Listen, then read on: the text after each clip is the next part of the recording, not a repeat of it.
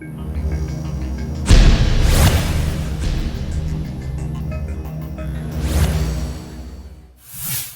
as nossas primeiras palavras sejam de votos cordiais de muita paz. O pensador P.D. Auspensky, aluno, discípulo de Ivanovich Gurdjieff, na introdução do livro Psicologia da Evolução Possível ao Homem, descreve que todos os processos mentais que formaram as filosofias ao redor do mundo, no Oriente como no Ocidente, em verdade, não eram processos de filosofia. Isso se deve ao fato de que toda a filosofia do mundo em nosso planeta sempre foram correntes de pensamento que buscavam estudar a natureza do homem. Assim, Auspensky, sob a influência de Gurdjieff, define que toda a filosofia do planeta, em verdade, já se constituía no estudo da psicologia. A psicologia, para estes dois pensadores, é a ciência fundamental que baliza todas as formas de estudo da natureza, do comportamento, da destinação humanas. Assim, toda a filosofia pré-socrática, socrática, oriental, ocidental, por se tratarem de estudos da natureza humana e as relações do indivíduo com a causa primária, com as consequências éticas, com as discussões estéticas, e em se relacionando a comportamentos humanos, deveriam ser encarados como um estudo de psicologia. Após essas definições básicas, passamos a pensar sobre a natureza do indivíduo, do ser integral, ouvendo a esses raciocínios e compreendendo que o indivíduo imortal, que pré-existe ao berço e sobrevive ao túmulo, como Allan Kardec nos orienta no Pentateuco das obras básicas, é analisado por múltiplas correntes de psicologia, da medicina, que buscam em suas racionalidades definir que ser é este a que cunhamos o nome de ser integral. Por exemplo, para Sigmund Freud, no idos dos séculos XIX e XX, o ser integral constituía-se de um ego, uma interface com a realidade, um id ou inconsciente, um superego. E nessa estrutura mecanicista positivista do século XIX e XX, ele estabelece o estudo da mecânica da mente, consciente e inconsciente, trazendo uma forma terapêutica, quando bebeu os estudos da hipnose de Jean-Martin Charcot, de Pierre Janet e outros, as fontes que lhe permitiram aprofundar a sonda do inconsciente e observar que o comportamento dos indivíduos não era um comportamento sempre escolhido pela sua face consciente. Carl Gustav Jung, Otto Rank, Sandor Ferenczi, François Dolto, Anna Freud, Melanie Klein e muitos outros discípulos beberam das fontes de Sigmund Freud e puderam observar que a mente apresentava outras características que o mestre vienense não lograra devassar a sua época. Notadamente, Carl Gustav Jung observou que o indivíduo era constituído de outras facetas. O inconsciente que Freud descrevera, para Carl Gustav Jung, recebe 3 andares na sua mecânica de compreensão, e então o subconsciente surge como sendo o repositório dos conteúdos reprimidos, rechaçados, diante dos quais nós concebemos ideias de negatividade e os escondemos da consciência. O inconsciente pessoal, semelhante à definição freudiana do inconsciente, e o inconsciente coletivo, repositório de todos os arquétipos da humanidade. Jung observa em vários pacientes, notadamente nos esquizofrênicos, que eles aprendiam e apresentavam determinadas simbologias em desenhos, em pinturas, na arte, que eram encontrados em vários outros locais ao redor do mundo em estado de igualdade. Notadamente as mandalas, os desenhos geométricos, que alguns indivíduos manifestavam na Europa do século XX e que eram igualmente encontrados em catedrais, em templos, no Ocidente e no Oriente, muitos mil anos atrás, daqueles desenhos serem realizados na Europa. Então ele observou que alguns símbolos pareciam ser universais, e em sendo universais e arcaicos, muito antigos, eles faziam parte de uma zona do inconsciente que não era mais o inconsciente pessoal do indivíduo.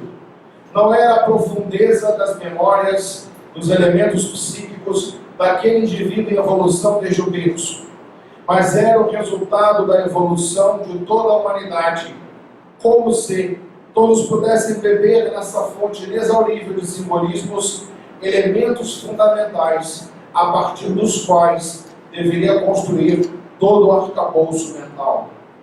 Carl Gustav Jung também observou que o ego não era uma estrutura única, mas um complexo de elementos formadores da interface do indivíduo com o mundo exterior, a partir dos quais ele poderia identificar os pensamentos, os sentimentos, os atos, observando-se a si próprio, para que um dia a sua natureza mais profunda, que Carl Gustav Jung chamou de self, ou si mesmo, essa estrutura profunda pudesse emergir através do ego e o ser pudesse experimentar-se em caráter de totalidade. Junto a este, outros teóricos avançaram, e Wilhelm Reich, aprofundando as pesquisas de Freud, provou em laboratório, na microscopia de campo escuro, que a definição de libido, que para Freud não ficava definidamente clara, como uma abstração ou algo material e palpável, e que para Carl Gustav Jung era uma energia mental profunda da psique. Wilhelm Reich provou em laboratório que esta energia era ponderável, era perceptível ao microscópio de câmara escura, era perceptível ao exame eletromagnético, derivando daí, as criaturas se esquecem disso, até mesmo do aparelho chamado detector de mentiras, utilizado pelas polícias americanas e europeias, que é um aparelho que foi criado por Wilhelm Reich para avaliar a tensão elétrica diante do indivíduo em psicoterapia, quando mentia e quando falava a verdade sobre si próprio. Wilhelm Reich teve a possibilidade de observar a presença da energia psíquica do indivíduo, mesmo em células microscópicas no laboratório, e ainda pôde observar que as células tumorais apresentavam diminuição do campo azulado em seu derredor, diminuindo de intensidade até que estas células se destruíssem completamente pelo fenômeno da morte. Unindo essas observações, o indivíduo pôde avançar para compreender-se mais.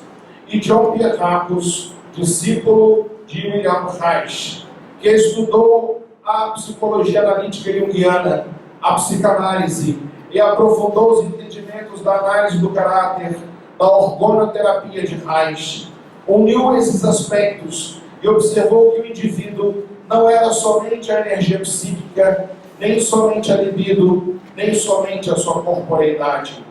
Ele analisou mais profundamente a teoria dos seus mestres e pôde verificar que o indivíduo, além de todas as estruturas narradas pelos seus antecessores, também era portador de algo que estava além da fronteira do inconsciente coletivo e algo que estava além da fronteira do inconsciente pessoal, como era concebido pelos seus mestres e antecessores. Unindo-se a Eva Pierracos, sua esposa, ele aprofundou essa pesquisa e observou que o indivíduo pré-existe ao berço e sobrevive ao túmulo. E nessa observação, sem haver contemplado sequer a doutrina espírita, John Pierracos observou que o indivíduo também é o inconsciente pessoal reencarnatório, trazendo memórias de outras vidas, juntamente com o inconsciente coletivo, fazendo uma linha divisória entre aquilo que Carl Gustav Jung logrou observar, mas aprofundando o inconsciente pessoal para mais um degrau, além de Freud, além de Reich, além dos seus antecessores. Observando essa estrutura que cada vez parece mais complexa, John Pierre observou que o indivíduo é formado basicamente por 4 estruturas na sua personalidade. A primeira natureza sua é aquilo que percebe. Há indivíduos que dizem, eu sei o que você sente. E isso é mentira. Os indivíduos não são capazes de sentir o que o outro sente, mas o indivíduo percebe o que o outro sente. A percepção passa a ser uma das unidades da consciência e da personalidade. Mais adiante, o indivíduo pode dizer o que sente sobre si próprio. Eu sinto sobre mim, percebo sobre os outros. A segunda unidade, o sentimento. O indivíduo fala, comunica-se. E a fala é um terceiro mecanismo da comunicação da consciência. Mas o indivíduo age. E as ações representam o quarto mecanismo da expressão da consciência do indivíduo. Então, o ser, para ser compreendido, deve ser analisado sob a ótica de cada um desses andares aqui propostos para serem verdadeiramente conhecidos. Stanislav Grof, iugoslavo de natureza, observou as mesmas pesquisas de Freud e Carl Gustav Jung, repetiu algumas experiências com ácido lisérgico 25 LSD e observou as mesmas conclusões de Carl Gustav Jung com uma diferença. Ele notou que os indivíduos esquizofrênicos, submetidos à ação do ácido lisérgico, apresentavam uma estranha normalização do estado psíquico. Eles passavam a falar com coerência, a se comunicarem com coerência, mas aquela coerência apresentava algo no mínimo estranho. Eles começavam a se comunicar em idiomas estranhos aos que falavam habitualmente, falar de vivências que aquela personalidade antes de adoecer não havia ultrapassado, e começou-se então a observar que os indivíduos em esquizofrenia que foram submetidos pelo LSD, por Stanislav Grof, apresentavam uma aparente normalização, mas na verdade envolviam um processo regressivo de memória induzido pelo fármaco, de tal sorte que os conteúdos mentais das outras vidas se apresentavam num transe farmacógeno, um transe mediado por droga. E assim Stanislav Grof pôde observar também que, embora a pesquisa sobre o consciente coletivo de Jung não estivesse equivocada, Jung temeu, na sua época, avançar e propor à sociedade científica do mundo que o indivíduo é imortal e que alguns estados alterados de consciência, patológicos ou não, podem induzir o indivíduo a alargar os horizontes do seu psiquismo e libertar as memórias passadas através do transbordamento do inconsciente. Então, fazendo uma revisão dos conteúdos já analisados, se Ouspensky e Gurdjieff observaram que todo o pensamento da humanidade, por ser um pensamento voltado aos indivíduos, é necessariamente psicologia dos mais variados ramos da filosofia, somente entre os séculos XIX e XX, com Sigmund Freud em especial, houve a penetração mais decisiva no campo do psiquismo, arrancando o indivíduo do ensimesmamento orgânico, não mais limitando o cérebro e o pensamento ao exudato cerebral, como propunham os antigos cientistas da mente dos séculos XIX para trás. Porém, detendo-se em alguns limites, foram seus discípulos que puderam aprofundar a pesquisa e observar que o indivíduo no campo mental é necessariamente uma consciência em evolução.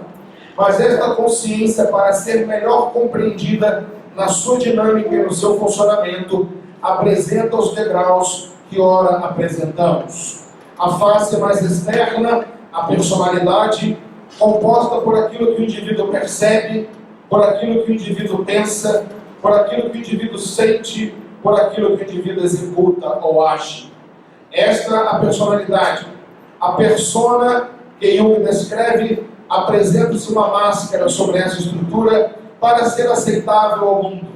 Todo indivíduo, na sua personalidade, se apresenta ao mundo através de uma máscara. Naturalmente, ele tem dificuldades de apresentar aquilo que de fato é, temendo uma série de injunções que abordaremos. Mas, na sua fundamentalidade, a persona é a máscara defensiva primeira que ele apresenta à sociedade. Mais adiante, o ego. O ego que passa a ser um complexo de ilhas arquetípicas também, que movimentam a consciência humana no sentido dessa interação com o mundo externo, mas também de auto-identificação. Porque no processo de evolução, o indivíduo, ao formar o ego, forma também uma ilha de pensamentos que se autodetermina, que se auto-percebe, denominado eu. O eu, fundamentalmente, também é um pensamento que se encontra no ego. Abaixo da camada do ego, apresentaremos então essas faixas do inconsciente, dando-nos a noção de totalidade do psiquismo humano. Mas o indivíduo não é somente a sua mente. Não é somente esse arquipélago de elementos que apresentamos aos irmãos na tarde de hoje. Em verdade, esses arquipélagos se encontram ligados e reunidos ao feixe, ao campo complexo de campos eletromagnéticos, de variados padrões vibratórios e frequenciais, do mais diáfano ao mais denso, quando então o mais denso se acopla molecularmente através do DNA e da infibratura orgânica, na matéria que o indivíduo irá organizar para se reencarnar. Então deveremos observar claramente que o indivíduo, o ser integral, se encarnado, ele é composto de corpo físico ou psicossoma, corpo físico ou soma, de perispírito ou psicossoma e desse complexo consciencial que narramos, aqui chamamos o nome de espírito. E quando desencarnado, ele apenas se desenfaixa do soma, do corpo físico, mantendo as outras estruturas no plano espiritual. O porquê disso ser necessário a nossa compreensão é para nós percebermos a necessidade da nossa própria reforma pessoal. E parece estranho para um processo de reforma pessoal ser necessário compreendermos todas essas estruturas. Mas a compreensão delas ajuda-nos a entender claramente e decisivamente a mensagem de Jesus. Observemos, por exemplo, no primeiro mandamento, como Jesus é interrogado e Jesus diz: amarás o Senhor teu Deus de todo o teu coração, de toda a tua alma e de todo o teu espírito, e ao teu próximo como a ti mesmo. Muito mais que um mandamento imperativo, como uma normativa de conduta, ali está a base psicológica de tudo o que apresentamos anteriormente, validando aquilo que apresentamos. Qual a razão de Jesus dizer que nós deveríamos amar a Deus sobre todas as coisas, de todo o nosso coração, de toda a nossa alma e de todo o nosso espírito? Jesus, acaso era pleonástico, era repetitivo? Ele falava para indivíduos tão impedidos de compreender que precisava se exprimir com 3 sinônimos, como alguns pensam que assim o foi? Em verdade, assim não foi. Jesus, quando fala esta assertiva àqueles que o escutavam junto de seus discípulos, não tem apenas o movimento de fixar uma ideia que poderia não ser fixada. Ele sabia que naquela época os indivíduos se dividiam em vários níveis de compreensão dos seus ensinamentos. Mas indivíduos havia que viveram no Egito, que aprenderam o cristianismo e voltaram para o Egito com o nome de cóptas, que compreendiam o sistema de gnose, da filosofia gnóstica, que compreendia que o indivíduo não era a matéria em que habitava. Ele havia reencarnado muitas vezes, desencarnaria e volveria ao plano espiritual. E esses indivíduos, os gnósticos, dividiam a humanidade em 3 níveis de percepção da realidade. Os indivíduos materiais, hedônicos, ligados aos prazeres, aos impulsos, aos instintos, aos atavismos. Os indivíduos ínicos ou psíquicos, que já haviam despertado para a natureza espiritual, mas ainda não haviam domado em caráter de totalidade a sua humanidade, vivendo entre um lado e o outro, buscando vencerem-se a si mesmos. E os indivíduos espirituais, ou pneumáticos, aqueles que ainda que encarnados eram 100% pertencentes ao mundo essencial, vivendo no mundo sem lhe pertencer em caráter absoluto. Diante desses 3 níveis de percepção que os gnósticos conheciam, ele elabora o mandamento: amarás o Senhor teu Deus de todo o teu coração, matéria, de toda a tua alma. Voltemos ao livro dos Espíritos, introdução sobre alma, quando Kardec diz: a alma é um espírito encarnado, portanto o portador do perispírito, e o espírito é a alma desencarnada, desenfaixada da matéria. Amarás o Senhor teu Deus de todo o teu coração, de toda a tua alma, de todo o teu espírito. E como consequência natural, se você consegue amar ao próximo no seu coração, amarás o teu próximo como a ti mesmo. Se consegues amá-lo na sua alma, amarás o teu próximo como a ti mesmo. E se amas a Deus com todo o teu espírito, amarás o teu próximo como a ti mesmo. É uma assertiva psicológica profunda. Não se pode amar a quem quer que seja, se não se amar a si próprio. E não é possível amar ao outro num padrão de sentimento dissonante com o padrão que nós encontramos em nós próprios. Muito mais que um mandamento, muito mais que uma orientação, ou até mesmo que um imperativo da lei, quando Jesus enuncia: amarás a teu Deus de todo o teu coração, toda a tua alma e todo o teu espírito, e ao teu próximo como a ti mesmo, ele apenas estabelece um vínculo natural na psicologia, demonstrando não ser possível caminhar de outra forma.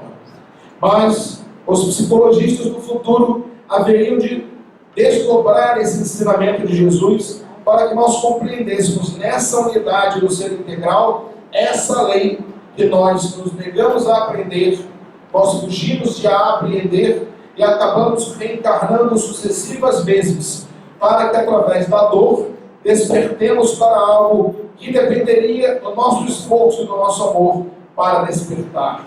E então, observando esse processo, somos instados a compulsar, no capítulo 11 do livro A Gênese de Allan Kardec, a Gênese espiritual, quando Allan Kardec descreve o processo da reencarnação e define que o espírito une-se à matéria, célula a célula do seu processo embriogênico reencarnatório.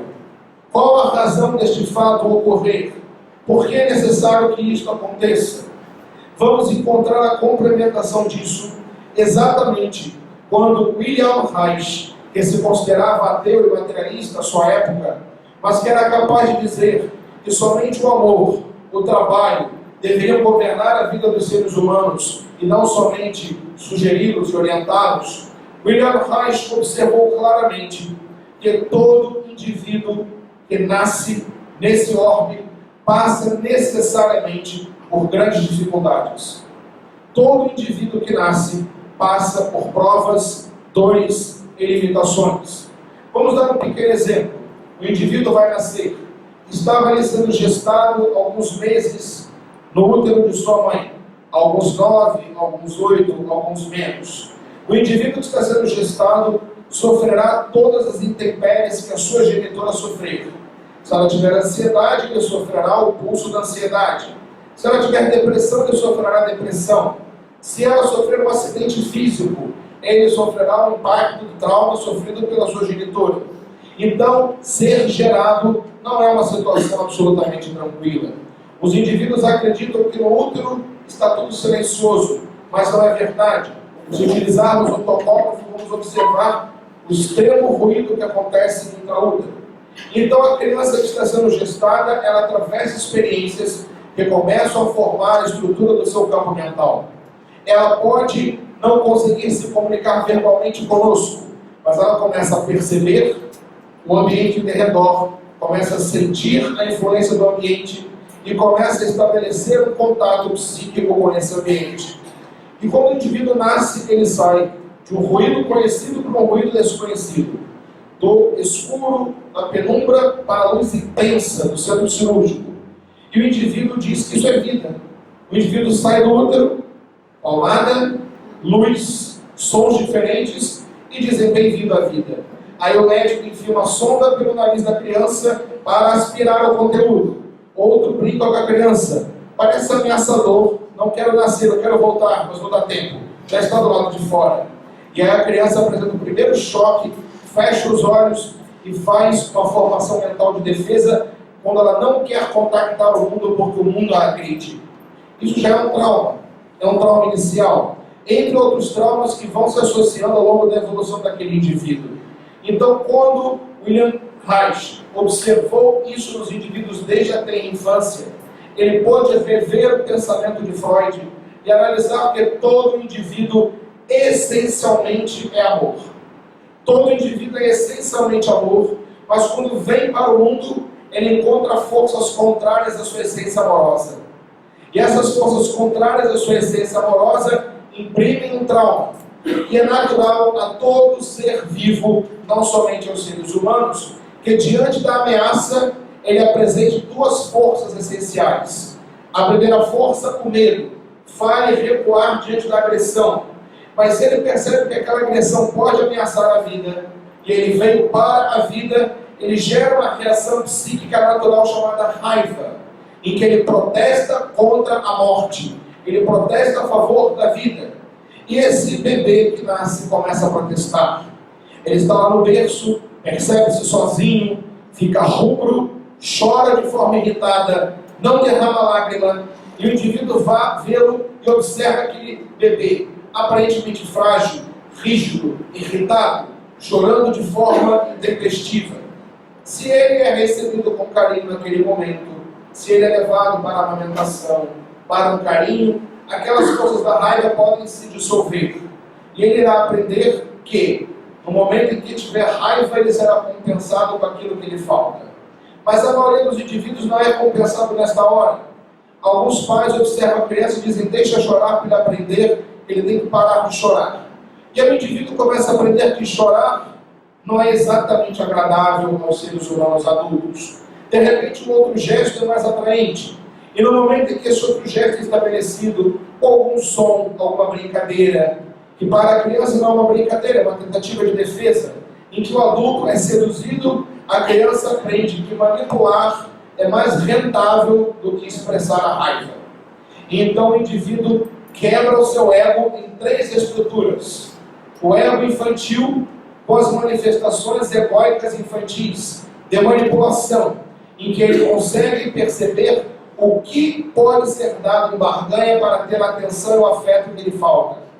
O ego infantil raivoso, que protesta contra a morte, protesta a favor da vida, impõe a atenção dos outros acerca da sua existência.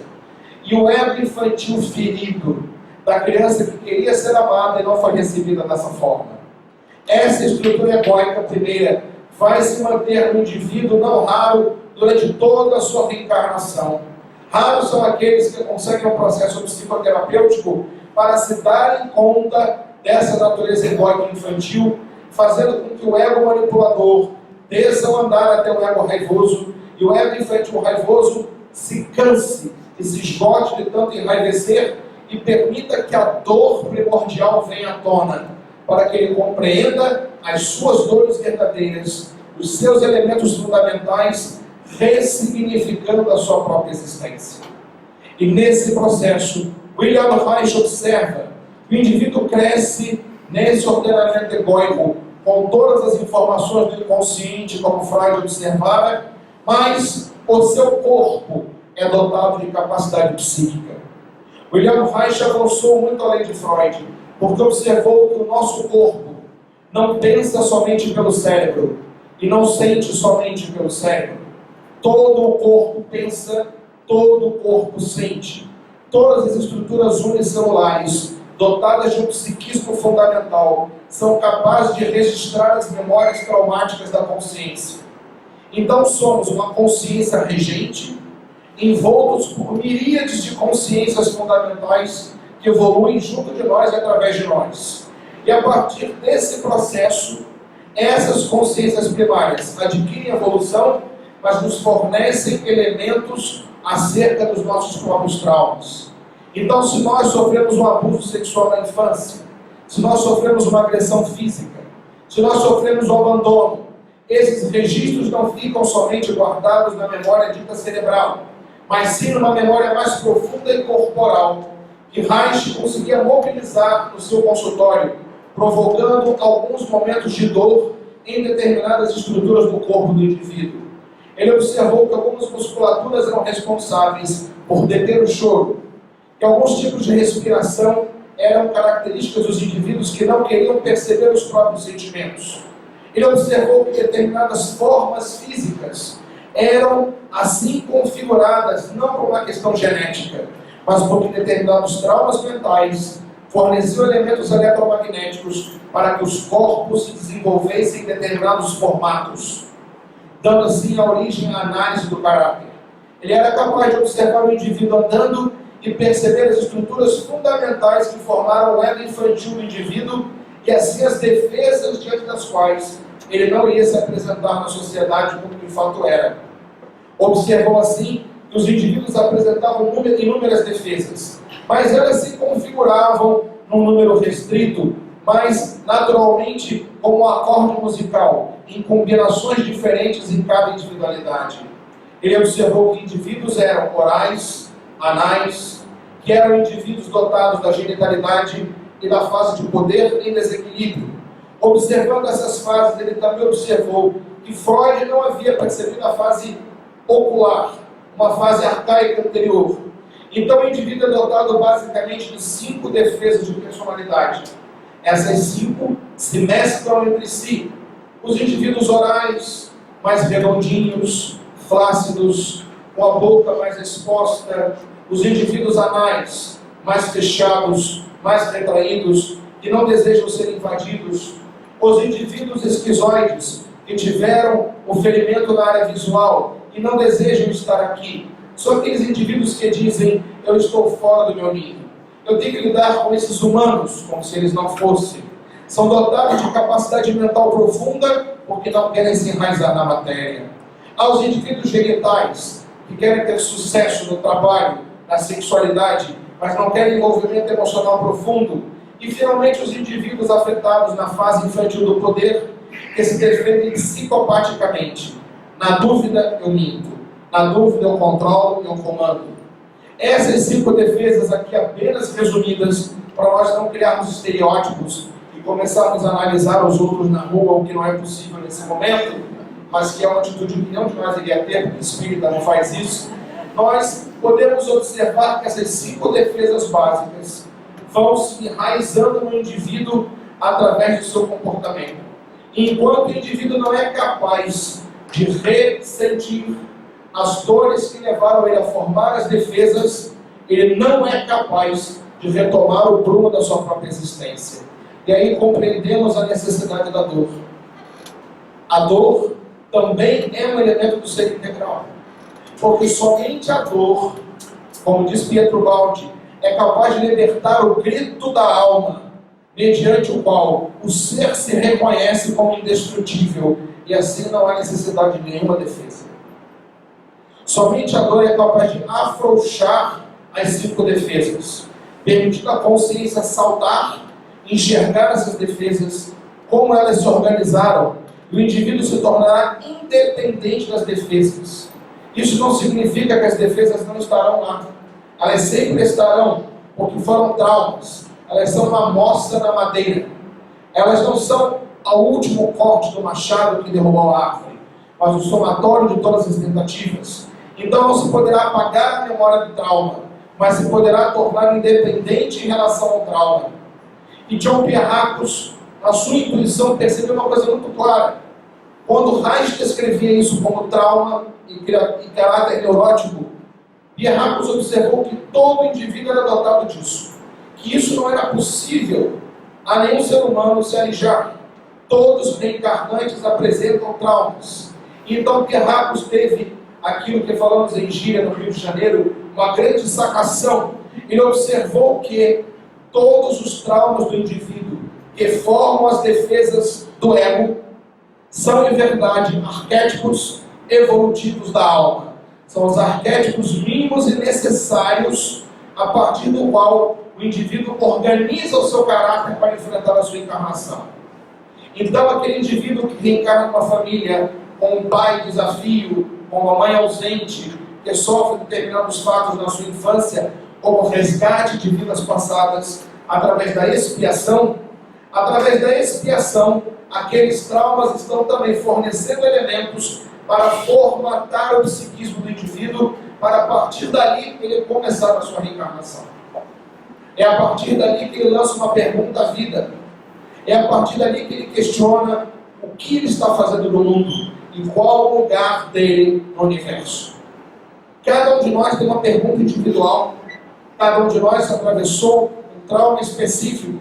Então, a partir desse momento, criamos arquétipos evolutivos, arquétipos passageiros, mas que são o ponto de partida psíquico a partir do qual podemos enxergar a existência e tudo o que nos cerca. E toda vez que a dor nos convida a senti-la, ela, na verdade, é um mecanismo terapêutico de estimular o afrouxamento das couraças que são formadas pelo nosso orgulho, pelo nosso egoísmo, que são remanescentes do ego raivoso infantil, tentando se defender das agressões externas. Por isso, a reencarnação é um processo de terapia corporal, porque o espírito, no plano espiritual, capaz de sentir dores morais, mas não dores físicas, é levado à materialidade. A materialidade o domina, o constringe e ao mesmo tempo limita. E nessa dor, o ego hipertrofiado das encarnações passadas é levado a afrouxar pelo mecanismo da dor. E nesse afrouxamento brota o self, a essência, a natureza verdadeira do indivíduo imortal. Assim como nas reuniões mediúnicas de desobsessão, o espírito desencarnado, que não está enfaixado à matéria, ele está preso nas memórias de dor, nas memórias de culpa, de remorso, volta à matéria de um médium. Quando ele volta à matéria de um médium, ele recebe um mecanismo que em psicoterapia é chamado de grounding, de aterramento, é oferecido chão. E o indivíduo, quando se acopla ao médium, ele remorre, ele retorna ao estado da matéria, ele sente através das fibras do médium, e a partir disto, ele ressente a sua própria dor, a sua raiva, as suas manipulações, e fazendo o caminho da autopercepção, ele pode se perdoar, se ressignificar e se libertar. Então observamos que a reencarnação, a mediunidade, tudo que nos cerca, são elementos psicoterapêuticos da divindade, que anteviu todos esses processos e nos equipou dos melhores recursos para que nós conheçamos a nós mesmos. Então o ser integral é aquilo que percebe, é aquilo que sente, é aquilo que pensa, e é aquilo que age. Ele é uma unidade quádrupla no seu psiquismo, mas ele verdadeiramente não é somente a sua mente, ele é seu corpo. Há indivíduos que gostam dessa dicotomia, o meu corpo e o espírito, outros dizem o meu espírito e o corpo. Em verdade, nós somos o todo. Não existe o meu espírito ou o meu corpo, existe o eu. E o eu se divide nas unidades: eu, consciência espiritual; eu, consciência perispiritual; eu, consciência corporal. Vamos fazer um pequeno exercício. Se nós pedimos para os irmãos pararem de pensar, duvidamos que algum irmão consiga parar de pensar. Ele vai tentar parar de pensar e o pensamento vai correr na sua mente. Por quê? Por que os pensamentos compulsivamente se formam? Porque nós possuímos um corpo mental, uma parte do perispírito, que é responsável pelo campo psíquico dos pensamentos. E a partir do momento que ele é responsável por isso, o que ele faz o tempo todo? Processa informações que ficam no nosso subconsciente, prontas para serem utilizadas pela consciência. Então elas ficam ali, percorrendo o campo mental para que nós possamos pescar aquilo que nos é necessário. Elas ficam à disposição. Mas nós, por invigilância, achamos que elas somos nós, embarcamos naquela maré, às vezes um maremoto de pensamentos, e aí vamos tomar fluoxetina, sertralina, outros medicamentos, porque temos distúrbios de ansiedade. E não somos capazes de fazer um silêncio mental e percebermos: eu sou esse indivíduo que estou pensando. Esses pensamentos todos que estão aqui fazem parte de mim, mas não sou eu. Eu estou assistindo a eles, mas eu não sou eles. E libertando do processo ansioso por focalização mental.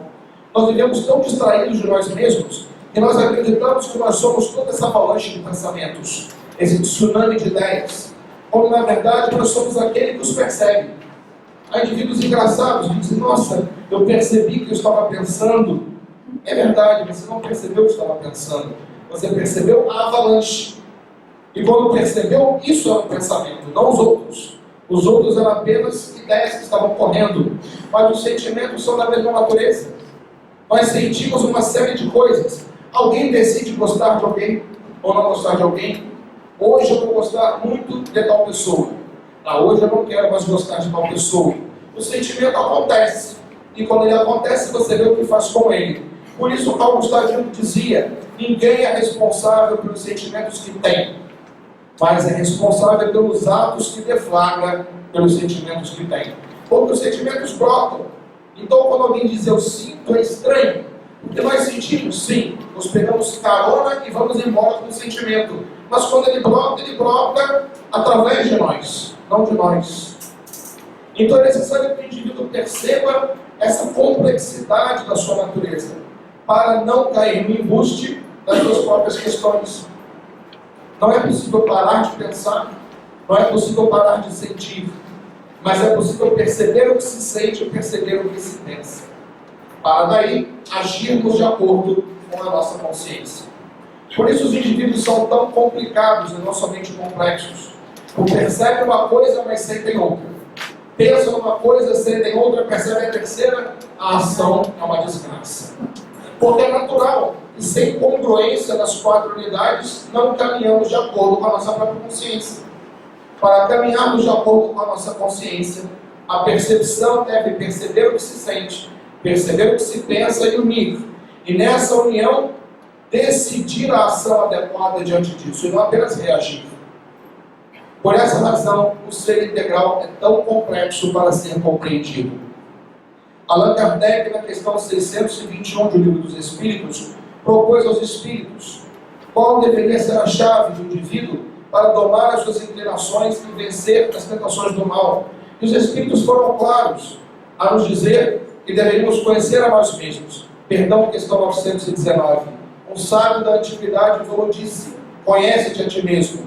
Na questão 621, Allan Kardec propôs aos espíritos onde estava a lei de Deus.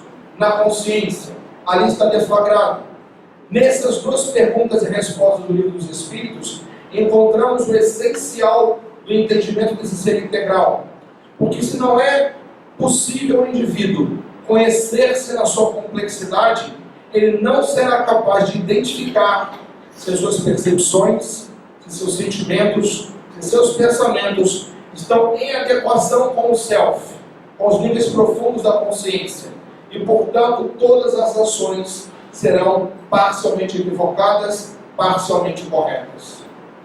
É necessário que esse mergulho aconteça para que o indivíduo se liberte de si próprio e não mais seja um ser que evolui por omissão ou por negligência, mas que ele possa se tornar engajado no seu próprio processo evolutivo, não sendo mais uma folha somente que flutua num lago ao bel prazer, mas um indivíduo que se compromissa em perceber-se, amar-se e aceitar-se, merecedor da luz, necessitado ainda da dor, mas merecedor da luz.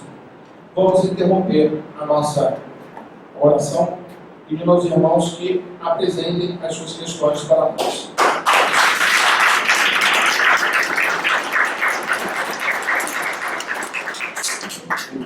Meu nome é Rosângela e eu gostaria de fazer uma pergunta sobre epilepsia. Considerando-se a epilepsia como uma enfermidade em resgate, visando reajustes kármicos e, portanto, plasmada pelo perispírito quando da formação do corpo físico para a reencarnação, pergunto: pode haver cura deste mal através de substâncias químicas que combatem convulsões? Podem elementos externos, como substâncias químicas, influenciarem ou amenizarem males de origem puramente espiritual? Se possível, fale-nos, por favor, sobre os atuais experimentos com produtos à base de canabidiol para o combate de convulsões.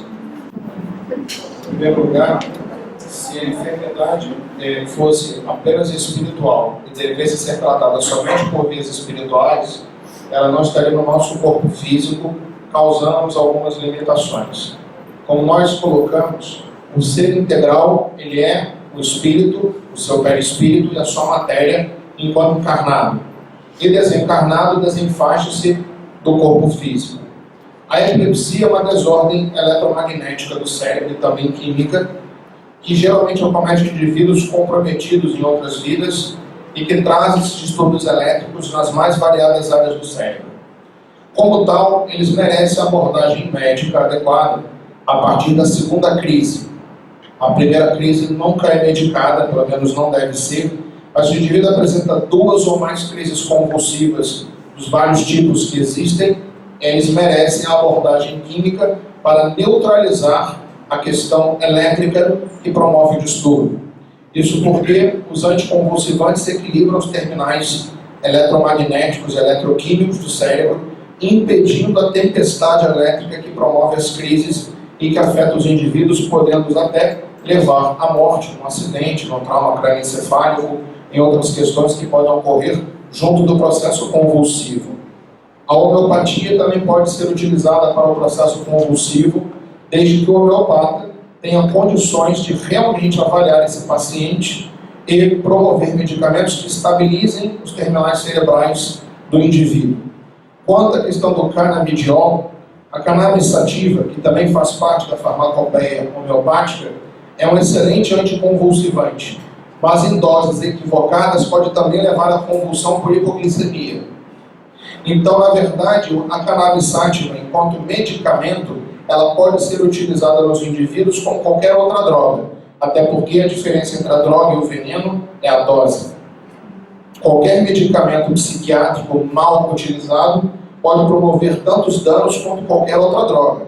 O haloperidol para a esquizofrenia leva o indivíduo ao parkinsonismo e à demenciação. O fenobarbital, que é um anticonvulsivante, pode levar à esquizofrenia. Outros medicamentos, como o omeprazol para gastrite, podem levar ao mal de Alzheimer. Então, todos os medicamentos na dose equivocada, pelo tempo equivocado, podem levar a efeitos colaterais danosos, assim como a gula, assim como o sexo, assim como a inveja e outras coisas que nós podemos executar que não são necessariamente drogas químicas, mas são certamente drogas psíquicas. Na questão da cannabis, eu ouso avançar, por opinião própria, num aspecto, porque existe uma diferença entre a cannabis sativa e o canabidiol. O canabidiol é extraído da cannabis sativa. E nós, como homeopatas que somos também, conhecemos uma questão que Hahnemann deixou muito clara, chamada unidade harmônica do ser. Vamos dar um exemplo com uma outra planta, Strychnos nuxivomica. A Strychnos nuxivomica é uma planta que, na natureza, ela não morre pelo próprio veneno que ela possui dentro dela. A estricnina, que mata os indivíduos em 2 minutos se ingerida.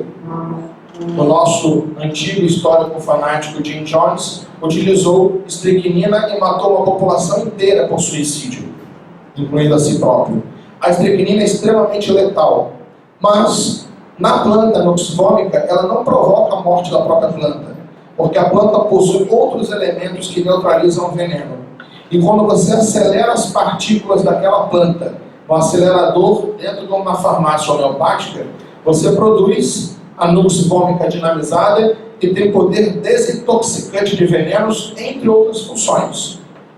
A cannabis sativa, ela não possui somente o canabidiol, ela possui outros elementos na planta natural que promovem outros níveis de tratamento do indivíduo e não somente da questão convulsiva. O canabidiol isolado é um bom analgésico, ele é um bom anticonvulsivante, mas ele não possui os outros elementos da planta que os farmacêuticos enantiopatas, não alopatas, faremos a diferença, não conseguem enxergar.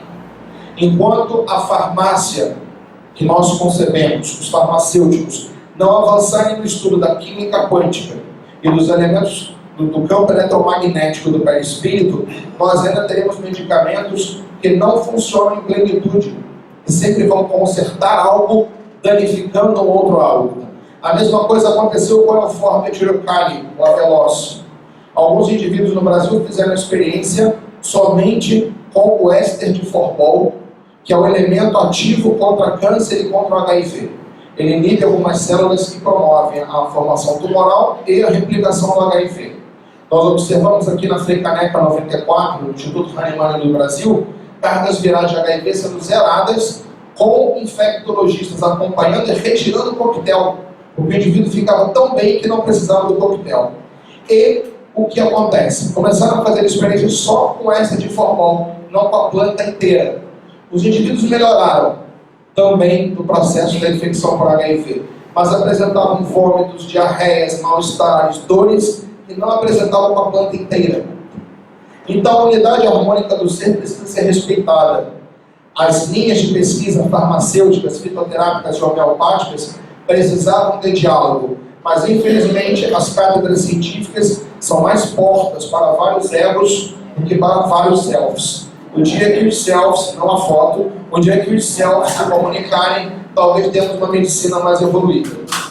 Meu nome é Carla, eu sou frequentadora aqui do Instituto já há algum tempo, amiga do Dr. Jorge Andréia, e me encantei com a psicologia por causa da frequência aqui no Instituto. Hoje eu sou estudante de psicologia e tive contato há pouco tempo com a programação neurolinguística, em que se ressignificam, através de algumas dinâmicas da psicologia, as emoções básicas: medo, tristeza, alegria e raiva. Então, baseado nisso, eu gostaria muito de saber a sua opinião. O que o senhor pensa a respeito da programação neurolinguística relacionada com o espiritismo? Eu, como espírita, tenho tido muito contato com pessoas que trabalham com a programação e tenho visto esses treinamentos, tenho participado deles, tenho visto mudanças significativas em algumas pessoas. Gostaria da sua opinião, por favor. Não acredito que a nossa opinião possa ter tanto peso pessoalmente na vida de quem quer que seja, mas a programação neurolinguística, como outras possibilidades no campo da psicologia, são válidas. Não existe uma psicologia válida e uma inválida ao indivíduo. Eu tenho observado com tristeza o verdadeiro ultimate fight entre as correntes de psicologia, quando psicanalistas tentam derrubar as terapias humanistas, os humanistas combatem as terapias corporais, os corporais combatem as terapias sei lá de onde, e voltamos às discussões se é melhor dominicanos, franciscanos, que continuam não sendo grande coisa, porque vivem discutindo, não vivem se juntando. Eu parto do princípio que a minha terapia tem que ser adequada ao meu paciente. Há indivíduos que são muito mentais e que não conseguirão abordagens não mentais no primeiro momento. Há indivíduos que podem partir para uma abordagem corporal e reintegrativa da consciência. Há indivíduos que vão pedir uma abordagem neurolinguística primeiro para partir para outros níveis, porque, em verdade, nenhuma forma de psicologia é completa. Por isso, eles são modelos e são passageiros.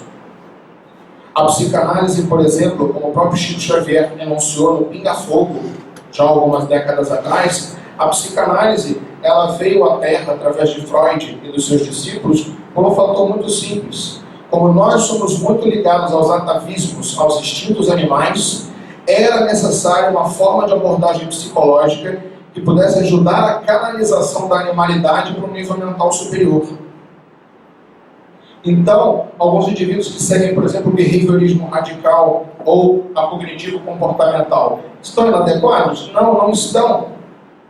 Porque, se nós observarmos bem, há indivíduos que precisam de condicionamentos operantes e operacionais, que precisam de reforço de contingências para mudarem os seus aspectos mentais, para que depois eles consigam elaborar ideias com mais profundidade num campo da psicanálise, num campo do humanismo.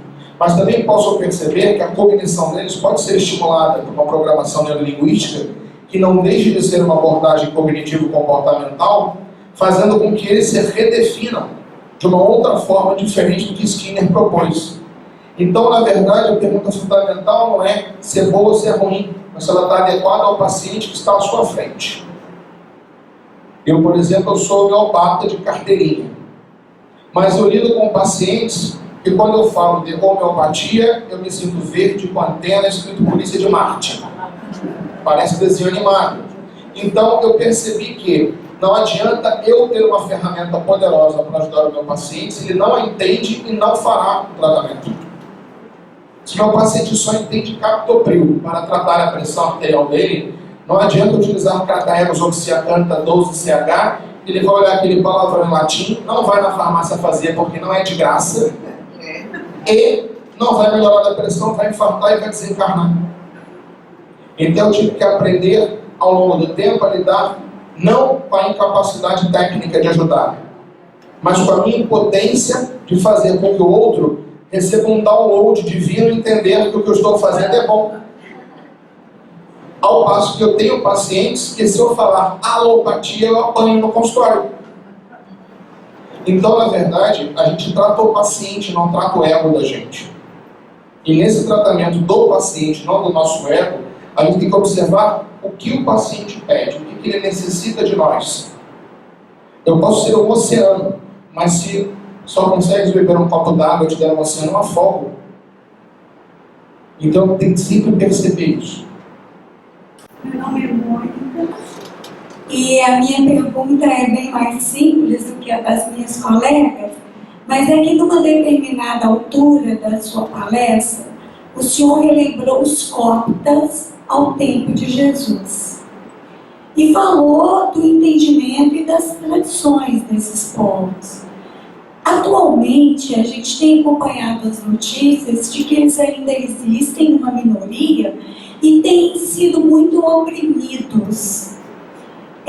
O senhor poderia nos dizer alguma coisa sobre esses povos atualmente, numa visão espírita, do ponto de vista da justiça da reencarnação, e se eles ainda conservam os mesmos conhecimentos e as mesmas tradições daqueles tempos? Obrigada. A Mônica vai me desculpar, mas nós não dispomos de conhecimentos atuais sobre a sociedade copta, como da samaritana ou samareia, que ainda permanecem no Oriente Médio, no Egito e em outras regiões. Sabemos que todos eles estão matriculados no processo evolutivo e reencarnatório, como todos nós, e não teria nenhuma diferença nesse processo de nós para com eles. Agora, certamente, são outras populações, diferentes daquelas que estiveram próximas a Jesus ou nas imediações e que trouxeram os ensinamentos para a atualidade. Como os egípcios que hoje nascem lá, nada tem a ver com os egípcios de 4.000 anos atrás. Bom, agora o assunto é sobre obsessão infantil. Sabemos que o desencarne não altera as características, a personalidade do indivíduo, pois ele continua pensando e sentindo da mesma forma e que, por outro lado, mantém conexão com pessoas através da lei de afinidade. Perguntamos então, doutor Marcelo, sobre obsessão infantil. Há a possibilidade de uma criança encarnada ser vítima de obsessão por espírito, com desvio na área da sexualidade, como uma espécie de pedofilia pós-morte física, mesmo a criança estando em uma faixa etária onde as manifestações sexuais físicas ainda não tenham se manifestado? Como fica, neste caso, a questão da afinidade e sintonia de pensamentos entre encarnados e desencarnados? A pergunta da irmã é extremamente oportuna e interessante. Não sabemos se vamos conseguir cumprir com a complexidade dela. Mas temos que observar que a criança é um ser imortal. O seu corpo é um novo corpo, mas o espírito não é um novo espírito. Nem mesmo o perispírito é um novo perispírito. O indivíduo, como se reencarna dentro de uma programática expiatória na área da sexualidade, como em qualquer outra, ele reencarna vinculado eletromagneticamente, através dos seus sentimentos, com aqueles aos quais feriu em outras existências. De acordo com o nível de comprometimento espiritual que esse indivíduo tiver, ele poderá, em maior ou menor grau, se eclipsar, se ocultar da presença dos perseguidores. Mas em alguns casos mais tenazes, ele não conseguirá se ocultar da presença dos seus perseguidores desencarnados. Temos notícia, através da literatura espírita e das experiências da mediunidade, que existem verdadeiros antros no plano espiritual, onde são estimulados, através da hipnose, inúmeros indivíduos encarnados em desdobramento durante o sono, a atitudes extremamente levianas e, por que não dizer, doentias no terreno da sexualidade, como no terreno da drogadição, como em outros terrenos. Os indivíduos são desdobrados, são levados a esses antros, passam em verdadeiras orgias no plano espiritual e volvem a matéria no dia seguinte, entre pesadelos e sonhos, em perturbações que dão aso a continuarem após o despertamento físico. Por exemplo, a pedofilia.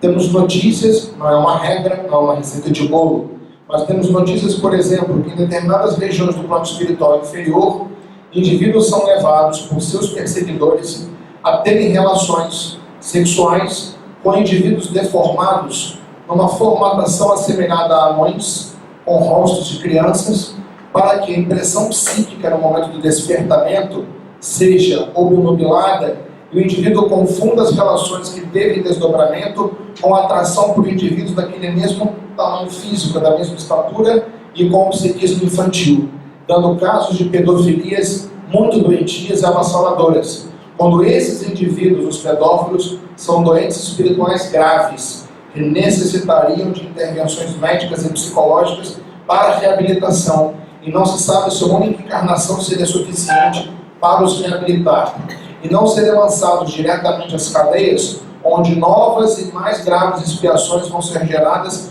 comprometendo todo o grupo que ali está para ser reabilitado, não para ser jogado, o que ainda é carente na nossa sociedade, a educação desses membros do cárcere, das prisões. Mas crianças há que atraem esses indivíduos, tanto desencarnados como encarnados. E é absolutamente natural e compreensível à luz da doutrina espírita que, sendo o espírito imortal, ele pode sofrer uma obsessão sexual em qualquer faixa etária, dando origem a vários distúrbios da sexualidade, o que não quer dizer que o indivíduo tenha determinado comportamento sexual por ser obsidiado. Há indivíduos que dizem, o outro tornou-se homossexual porque foi obsidiado. Isso é mentira. Ninguém torna-se homossexual ou heterossexual sob a ação de espíritos desencarnados, porque nós temos livre-arbítrio e nós temos uma organização de personalidade complexa. Há indivíduos que utilizam o obsessor como desculpa para tudo, principalmente para não assumirem a responsabilidade sobre a própria encarnação. Mas observamos que o indivíduo hétero ou homossexual, com desequilíbrios na área da sexualidade, promiscuidade, fetiches estranhos, autodestrutividade, esses indivíduos são portadores de transtornos sexuais que, se não foram causados por espíritos inferiores, atrairão espíritos inferiores que com eles sintonizem. Então não nos parece estranho refletir que uma criança possa sofrer isso.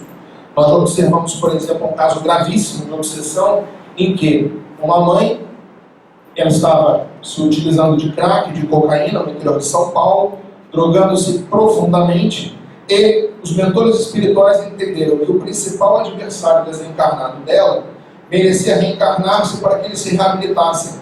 E ela engravidou e nasceu uma criança. Assim que esse filho nasceu, ela morreu de overdose.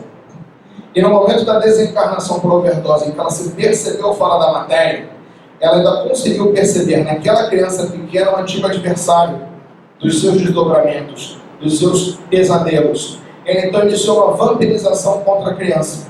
E quando essa criança adentrou-se à sala do SUS para que eu atendesse, imediatamente essa mãe o mediunizou e ele pegou uma cadeira para lançar sobre a minha cabeça. E quando nós falamos com a mãe, ele freou o ataque. E nós observamos uma coisa muito estranha, porque a mãe adotiva é a tia dele. E ela era loura de olhos verdes. E nós vimos uma mulher negra, com cabelos negros. Achamos tratar-se de algum tipo de mistificação. Mesmo assim, perguntamos à tia, observa só, a sua irmã era parecida contigo? E ela disse, não. Elas são mais parecidas com a minha mãe, ela era negra de cabelos negros. O senhor está vendo ela, né, doutor? Para perguntar isso, o senhor está vendo. Nós falamos, não, nós estamos perguntando pela agressividade dele. E ela estava entranhada no psiquismo do filho, quase numa forma ovoide. Era um quadro estarrecedor. Esse indivíduo está fazendo uso de medicação alopática ou enantiopática, que é contra a doença, é um espelho, enantios, né? Alopatia é vitamina, não é contra nem a favor, está ao lado de, fornecendo auxílio. A medicação é antiopática, um antipsicótico, para deter a área cerebral da raiva, para que ele consiga aceitar a evangelização. Ele faz a evangelização infantil todos os dias, numa instituição que complementa a educação infantil na cidade. Ele toma passes com regularidade, mas sem medicações que travem mecanicamente o seu cérebro, é quase impossível ajudá-lo, porque ela e ele são tão comprometidos um com o outro, que não é um processo de uma única reunião de desobsessão que o irá libertar daquela pugna que ele também ajudou a gerar. São processos muito complexos, que merecem perdão, oração e muita paciência.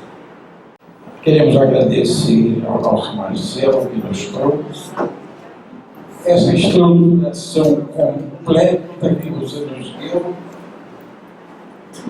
citando nomes importantíssimos dessa área, do nascedor, com Freud, da ampliação imensa que foi dada por Jung, e os seus toques interessantes, inclusive do Stanford. Gostamos muito, mas muito mesmo, porque nos tocou muito de perto, porque você sabe, talvez, não sei se você sabe, eu sou meio estudioso da coisa. Hoje eu estou meio perdido pela idade e pelos excessos de leitura dessa coisa toda. Mas foi sensacional. E suas respostas foram bem medidas, bem cautelosas, precisas, e a sua palavra. Perdoe-me dizer, mas eu tenho que dizer o que estou sentindo. Foi formidável a 120 quilômetros por hora.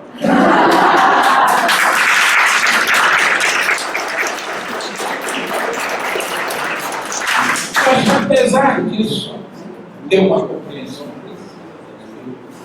tanto que os companheiros conseguiram e deram perguntas que você nos trouxe de uma maneira fantástica. Inclusive, esta última, com as razões das forças masculinas e femininas, isso naquele ambiente imenso de reencarnação. Que já sabe, a coisa é altamente complicada. E nós atingimos muito pouco. Mas tem uma coisa de vantagem que você disse. Consagrava você, né? Você é novinho ainda. Que você disse, mas que foi sensacional. Haja reencarnação, porque conserta tudo. De maneira que nós queremos agradecer